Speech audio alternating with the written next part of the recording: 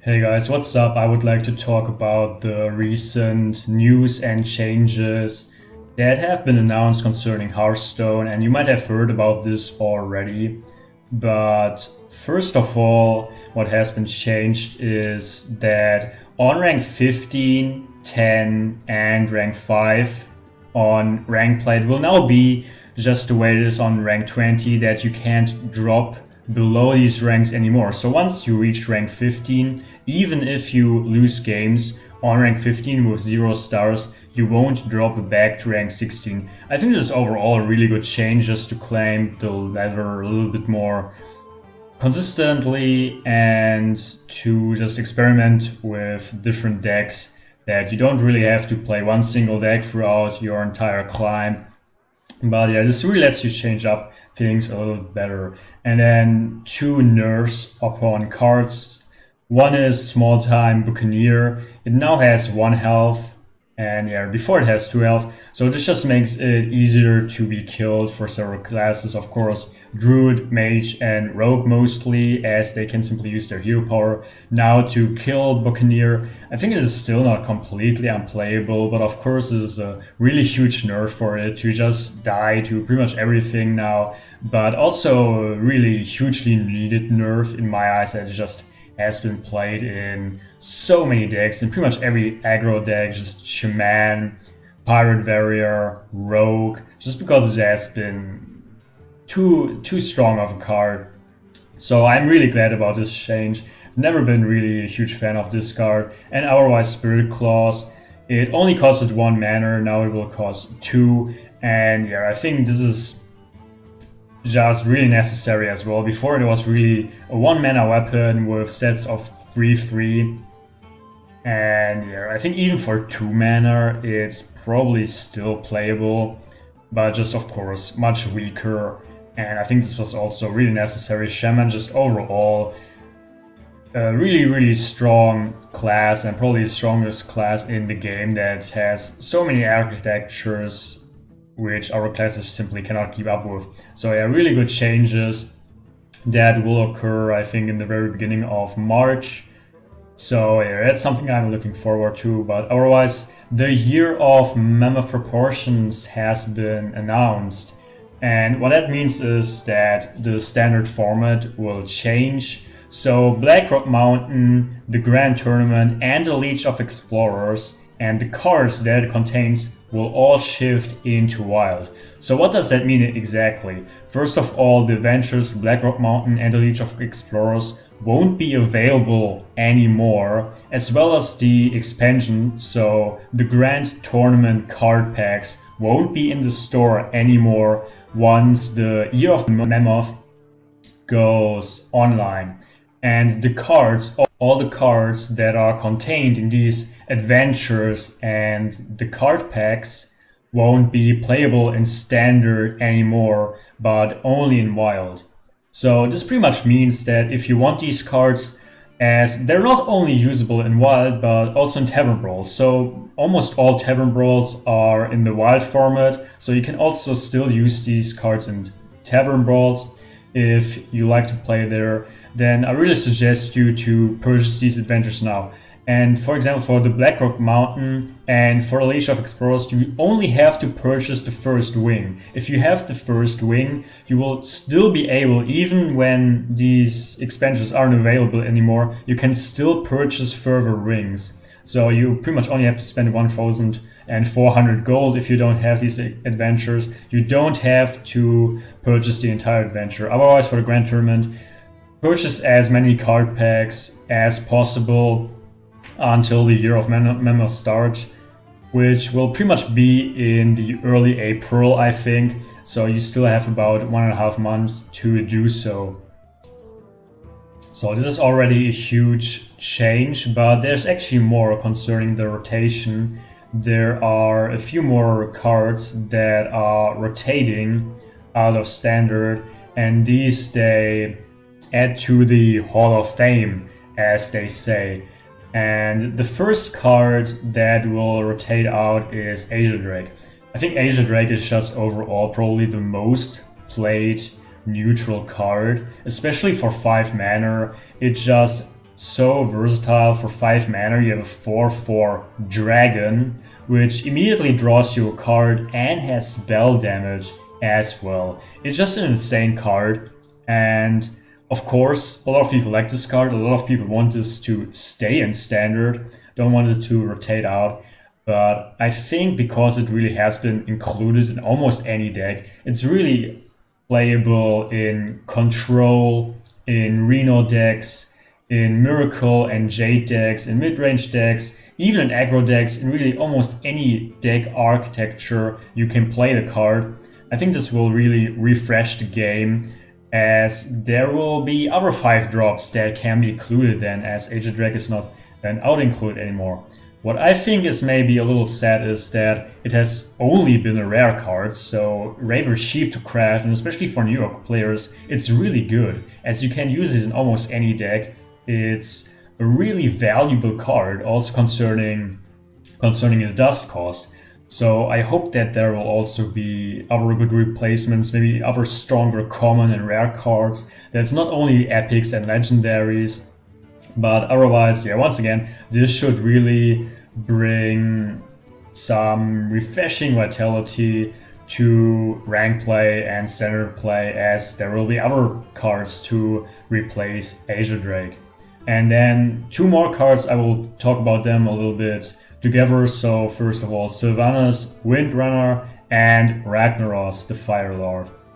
So yeah, with these cards both being insanely strong, for their cost, probably cards that cannot be matched.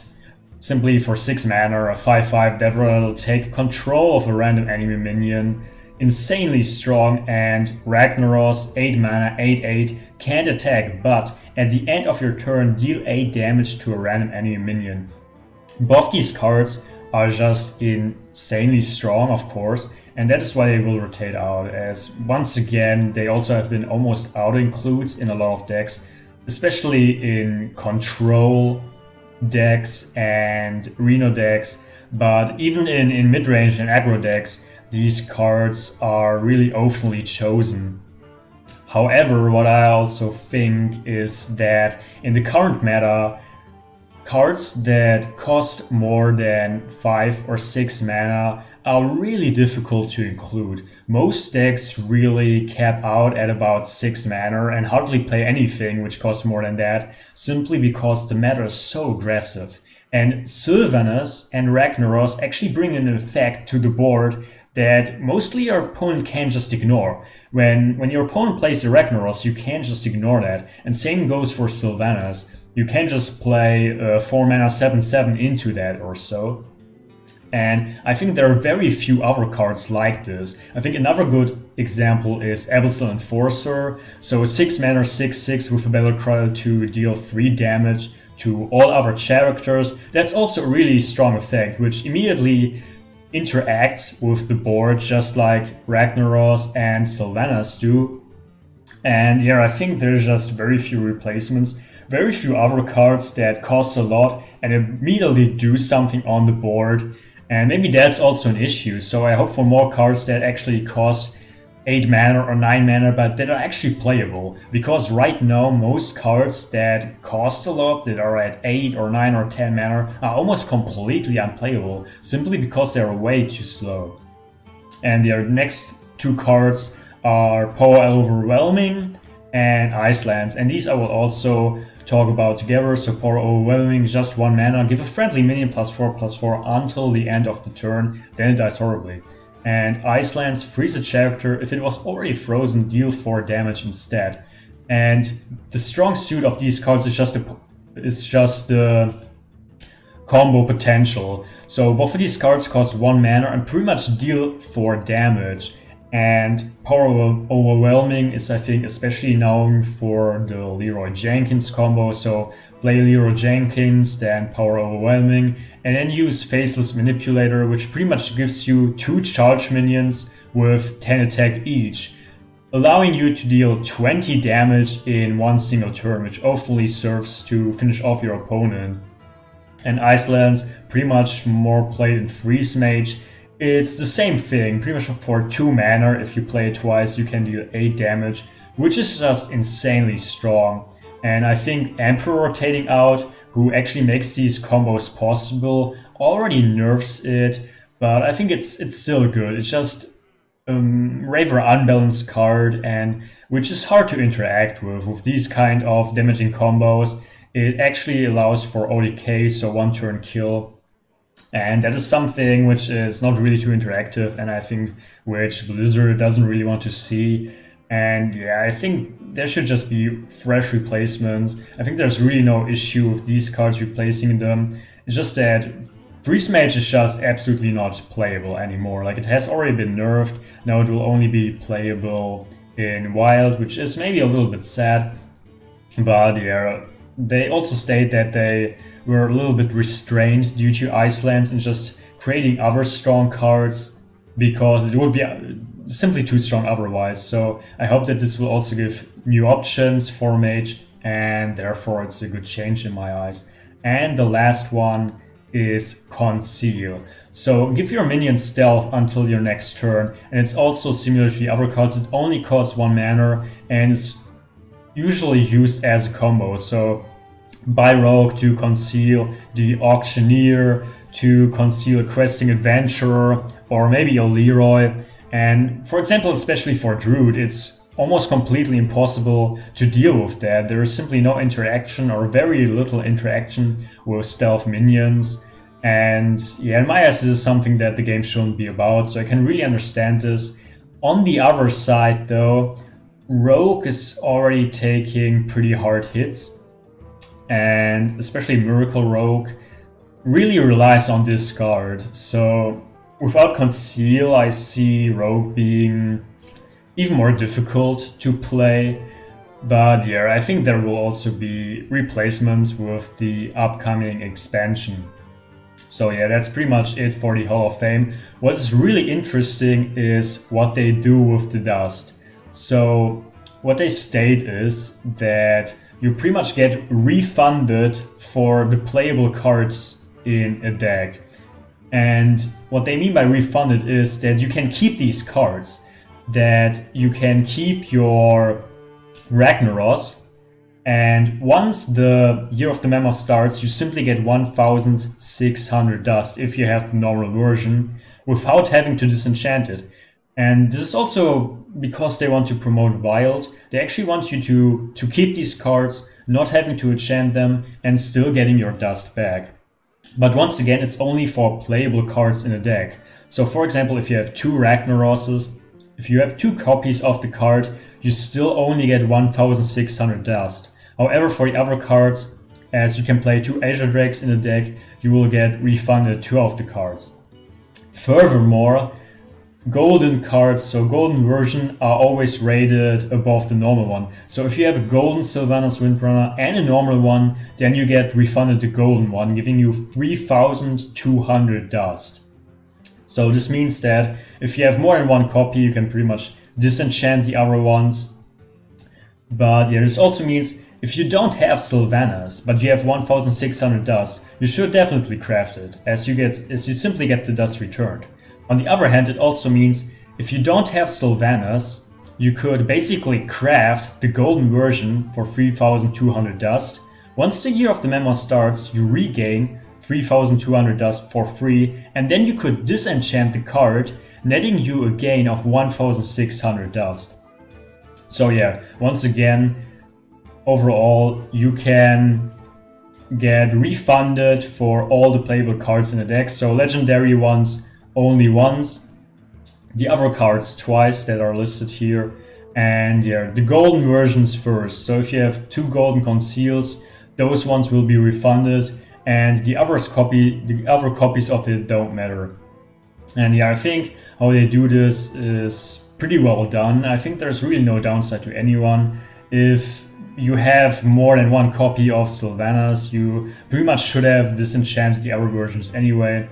So yeah, I see this in a really good light, and this displays that they want to promote Wild a little bit more. They are also stating that they want to make Wild tournaments, which hasn't been a thing. So pretty much only Standard has really been supported, and they want to expand and want to make Wild a little bit more popular as well. Now, they actually changed the adventure cycle as well. So current adventures, Blackrock Mountain and the Legion of Explorers are rotating out. And they state that there pretty much won't be any new adventures coming up. And there will pretty much be replaced by expansions. So expansions are card packs, just like Whispers of the Old Gods or the Mean Streets of Gadgetzan or the Grand Tournament. And all these expansions, so these card packs, will have 130 cards, which means over the year 390 cards will be released via card packs. And the upside, of course, is that adds a lot of variety to the game, that there will really be a lot of new cards, which will very likely change up the meta. But on the other hand, there won't be adventures anymore, and adventures pretty much have the advantage that they're cheaper, that you exactly know what you get. The cards are listed, so you exactly know what you're paying for and what you get. And the value is also pretty huge. You usually get 5 legendaries for an expansion, and for the same amount of money, you pretty much are not even guaranteed a single legendary when you purchase card packs. They state that they want to make up for this a little bit, so there will pretty much be free challenges coming alongside the expansions where you get free cards, maybe other free rewards. And also for the adventure mode overall, once again, they want to have challenges that are similar to the current AI challenges. They come with an adventure. So yeah, thinking about this, I see a slight issue for just newer players or more casual players, as the game is already not too cheap as it is, and with only card packs, so with only expansions coming up, it will be more difficult to really keep up to have the strong cards.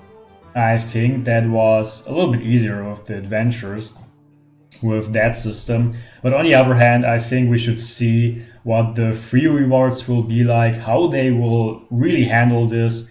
We will pretty much see, so I think in April the first expansion will air, and then we will know more about it. So I don't want to judge this too harshly. This is just something I'm slightly concerned about, that they hopefully don't overdo this, that you can still keep up without just spending too much on the game. And yeah, here's a slight preview of the expansions. I think it doesn't really say too much. I've heard that this one will be about beasts and dinosaurs in some way. This might be about spells, witchcraft, I don't know. And yeah, here's something about currency. So yeah, I can't really tell too much, but yeah, maybe giving you a slight idea of what's coming up. And here, yeah, what I already talked about, that they want to support wildcards and just the wild system a little bit more overall, that there will also be wild tourneys and that you can do more with it. So they really want to shift a little bit towards wild, where you can play all cards, and the wild card pool will just be really huge, with more cards coming up and more cards shifting into wild now. So that should be interesting, especially if you already have a lot of the wild cards that are around. Yeah, fireside gatherings, so maybe places near you to play Hearthstone will be promoted a little bit more. There might be coming up more, so for the community, of course, an upside. And yeah, there will also be daily logins when the Year of the Mammoth starts, but only for a temporary time. So for a limited time, you can get free dust, gold, expansion packs, and maybe more free stuff. So yeah, that you should really go along with and just log in once the Year of the Mammoth airs. And besides that, you can also get Maeve Shadow Song, a new rogue hero. And everything you have to do is play and win 10 games of Hearthstone in standard, ranked, or casual mode to get this hero. I think they have already been announced about a year ago. Now you can get them in the Year of the Mammoth. So yeah, that's pretty much everything wrapped up. I see these changes overall being really positive and really good, giving something fresh to Hearthstone. My only concern is slightly with the adventures that will not be coming up anymore and be replaced by expansions. But yeah, I think we will see how this works out exactly. And yeah, otherwise with the wildcards, with the Hall of Fame cards like Sylvanas and Ragnaros, you shouldn't go too quickly about this. You still have until early April. So you should think about if you want these cards, if you don't have them. Otherwise, if you already have them, you can just stay with them. And once the Year of the Mammoth starts, you can then decide what you want to do. So that's pretty much it for me. I hope this will help you out, and thanks for watching.